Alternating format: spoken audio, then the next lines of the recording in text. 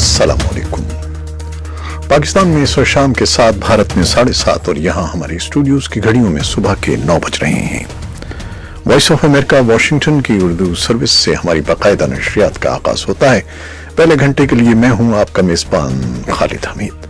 जैसा कि आप देख रहे हैं, फेसबुक लाइव पर हम आपके सामने हैं और वेबसाइट और रेडियो पर हमारा ये 1 घंटे का न्यूज शो जारी रहेगा।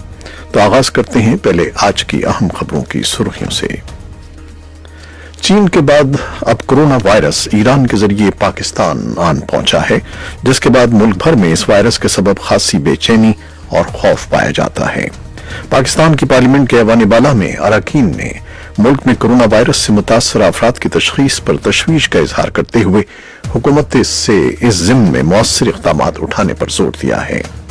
कोरोना वायरस से बचाव के लिए पंजाब हुकूमत ने एहतियाती इक़दाम करने शुरू कर दिए हैं और ईरान में कोरोना वायरस की वजह से होने वाली हलाकतों की तादाद 26 हो गई है। दिल्ली के शिमाल मशरक़ी इलाकों में होने वाले पुरतशद्दुद वाक़यात में हलाक शुदगान की तादाद बढ़कर 42 तक पहुंच गई है। शाम के शहर इदलिब में बशार अल असद हुकूमत की जानिब से फजाई हमले में तुर्की के 33 फौजी मारे गए हैं और अमरीका और तालिबान के दरमियान कतर के दारुल हुकूमत दोहा में हफ्ते को अमन मुआहिदे पर दस्तखत होंगे, जिसे तज्जियाकार एक तारीख साज लम्हा और अमन की जानिब एक अहम पेशरफ्त करार दे रहे हैं। ये थी 6 सुर्खियां, तफसील कुछ देर के बाद।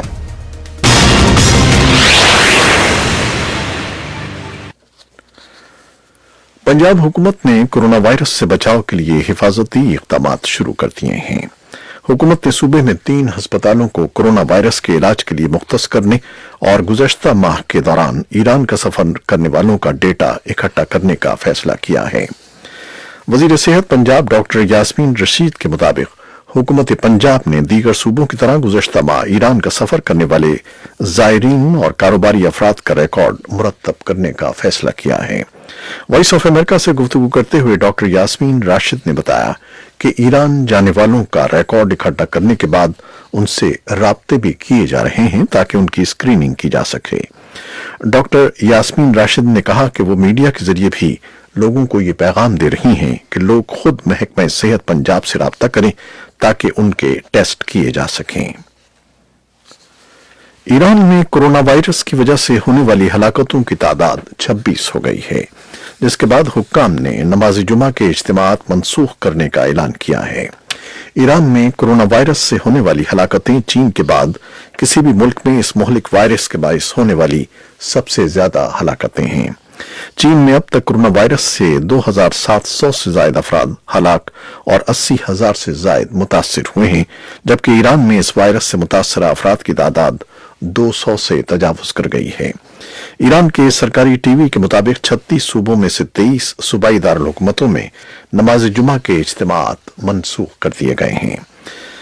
वजारत सेहत के तर्जुमान कायनिश जहां ने सरकारी टीवी को बताया कि पिछले 24 घंटों के दौरान कोरोना वायरस के 106 नए केसेस की तस्दीक हुई है और अब तक 26 लोग हलाक हो चुके हैं।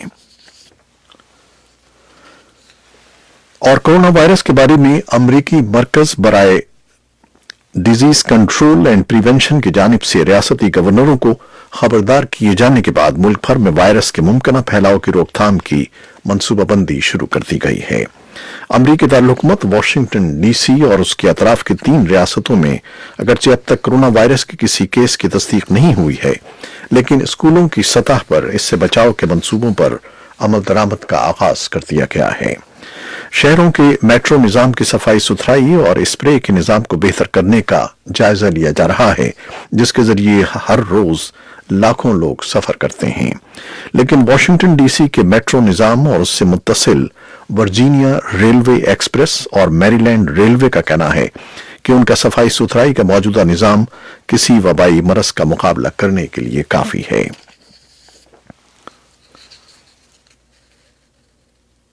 अमरीका और तालिबान के दरमियान कतर के दारुल हुकूमत दोहा में हफ्ते को अमन मुआहिदे पर दस्तखत होंगे। अफगानिस्तान की जंग के फरीकैन को उम्मीद है कि इस मुआहिदे के बाद 19 साल तवील जंग का खात्मा हो सकेगा। तज्जियाकार तालिबान और अमरीका के दरमियान होने वाले इस मुआहिदे को अफगानिस्तान के लिए तारीख साज लम्हा करार दे रहे हैं। अलबत्ता उनके ख्याल में अफगानिस्तान में پائیدار امن کے لیے بین الافغان مذاکرات کامیاب ہونا ضروری ہیں جو رواں سال مارچ میں ہو سکتے ہیں۔ امریکہ اور طالبان کے درمیان قطر کے دارالحکومت دوحہ میں 18 ماہ تک مذاکرات جاری رہے۔ افغان جنگ کے فریقین امن معاہدے پر رضامند ہیں اور اس معاہدے پر باضابطہ دستخط کی تقریب 29 فروری کو ہوگی، جس کے بعد افغانستان سے امریکی فورسز کے انخلاء کا عمل شروع ہوگا اور بین الافغان مذاکرات کے اہم مرحلے کا آغاز ہوگا۔ دہلی کے شمال مشرقی علاقوں میں ہونے والے پرتشدد واقعات میں ہلاک شدگان کی تعداد بڑھ کر 42 تک پہنچ گئی ہے، لیکن اب حالات رفتہ رفتہ معمول پر لوٹ رہے ہیں۔ نئے پولیس کمشنر نے اپنا چارج سنبھال لیا ہے اور پولیس نے فسادات کے سلسلے میں اب تک 48 FIR درج کی ہیں۔ متاثرہ علاقوں میں نیم مسلح دستوں کے 7000 جوان تعینات ہیں۔ اس بارے میں تفصیلی رپورٹ کچھ دیر میں آپ کے لیے پیش کی جائے گی۔ شام کے شہر ادلب میں بشار الاسد حکومت کی جانب سے فضائی حملے میں ترکی کے 33 فوجی مارے گئے ہیں، جس کے بعد ایک ماہ کے دوران ادلب میں ہلاک ہونے والے ترک فوجیوں کی تعداد 53 ہو گئی ہے۔ شام کے شمال مغربی شہر ادلب میں ترکی کے حامی جنگجو اور روس کی حامی حکومتی فورسز کے درمیان جھڑپوں میں گزشتہ ہفتوں کے درمیان تیزی آئی ہے اور ترک فوج کا جمعے کو ہونے والا اب تک کا یہ سب سے بڑا نقصان ہے۔ ترکی کے شام سے متصل صوبے ہاتے کے گورنر کے مطابق جمعے کو ترک فورسز پر ہونے والی کارروائی کے نتیجے میں درجنوں فوجی زخمی بھی ہوئے ہیں، جنہیں طبی امداد کے لیے ترکی لایا گیا ہے۔ ترک فوجیوں پر ادلب میں حملے کے بعد صدر رجب طیب اردوان نے انقرہ میں ہنگامی اجلاس کی صدارت کی۔ اس سے قبل رجب طیب اردوان نے شام کے بشار الاسد حکومت کو خبردار کیا تھا کہ اگر کسی بھی ترک فوجی کی جان لی گئی تو ترکی شام میں کسی بھی مقام کو نشانہ بنائے گا۔ ترکی نے جمعے کے روز شام میں نئے فلائی زون کے لیے کہا ہے تاکہ ادلب میں ہزارہا شہریوں کو حکومتی فورسز کے فضائی حملوں سے بچایا جا سکے۔ یہ تجویز شامی حکومت کی فوجوں کے شمال مشرقی شام میں اس فضائی حملے کے بعد سامنے آئی ہے جس میں 33 ترک فوجی ہلاک ہو گئے ہیں۔ عالمی بازار حصص میں مندی کا رجحان جمعے کے روز بھی جاری رہا۔ خوف کی فضا کرونا وائرس سے زیادہ تیزی سے پھیل رہی ہے۔ تجزیہ کاروں کا کہنا ہے کہ سن 2008 کے عالمی مالی بحران کے بعد سے یہ ہفتہ بدترین ہوگا۔ ٹوکیو اور شنگھائی کے بازار جمعے کے روز 3.7% کے مارجن سے گر گئے، جبکہ سول اور سڈنی 3% سے زیادہ مندی کا شکار ہوئے۔ یورپی بازاروں میں صبح کی ٹریڈنگ میں 2 سے 3% کا خسارہ رہا۔ پاکستان کے لیے عالمی مالیاتی فنڈ کے مشن کے سربراہ ارنیسٹو ریمریز نے ایک بیان میں کہا ہے کہ پاکستانی حکام کے ساتھ ہونے والی ملاقاتوں میں اسٹاف کی سطح پر ان کی پالیسیوں اور اصلاحات پر اتفاق ہو گیا ہے جو دوسرے جائزے کے بعد طے کی گئی ہیں۔ IMF کے ترجمان گیری رائس کا کہنا ہے کہ اگلے مرحلے میں اپریل کے آغاز میں ہونے والے IMF بورڈ اجلاس میں اس کی حتمی منظوری دی جائے گی، جس کے بعد پاکستان کو $450 ملین کی اگلی قسط جاری کی جا سکے گی۔ IMF کے وفد نے پاکستان میں 3 سے 13 فروری تک اس 3 سالہ پروگرام کا دوسرا جائزہ مکمل کیا ہے، جس کے تحت پاکستان کو IMF سے $6 ارب کی رقم ملنی ہے۔ IMF کا یہ پروگرام گزشتہ سال جولائی میں شروع ہوا تھا۔ اور PSL کے میچوں کے بارے میں خبر یہ ہے کہ ملتان سلطانز نے کراچی کو 52 رنز سے ہرا دیا ہے۔ پاکستان سپر لیگ کے مقابلے میں ملتان سلطانز نے کراچی کنگ کو 52 رنز سے شکست دے دی۔ ملتان سلطانز نے کراچی کنگز کی دعوت پر پہلے بیٹنگ کرتے ہوئے 187 رنز کا ہدف دیا تھا۔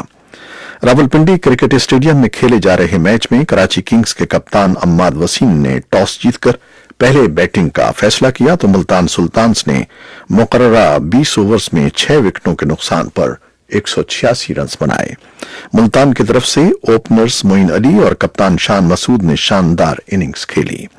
دونوں بلے باز بالترتیب 65 اور 61 رنز بنا کر نمایاں رہے، جبکہ ذیشان اشرف نے 23 اور خوشدل شاہ نے 10 رنز بنائے۔ जवाब में कराची किंग्स की टीम बैटिंग करते हुए हदफ पूरा न कर सकी और सिर्फ 17 ओवर में 134 रन बनाकर ऑल आउट हो गई। ये थी वो खबरें जो फेसबुक लाइव पर हमने आपके लिए पेश की। वेबसाइट और रेडियो पर हमारा ये 1 घंटे का न्यूज शो जारी रहेगा। हमारे साथ रहिएगा। कैमरामैन फवाद इलियास के साथ फेसबुक लाइव से इजाजत चाहते हैं। अल्लाह हाफिज।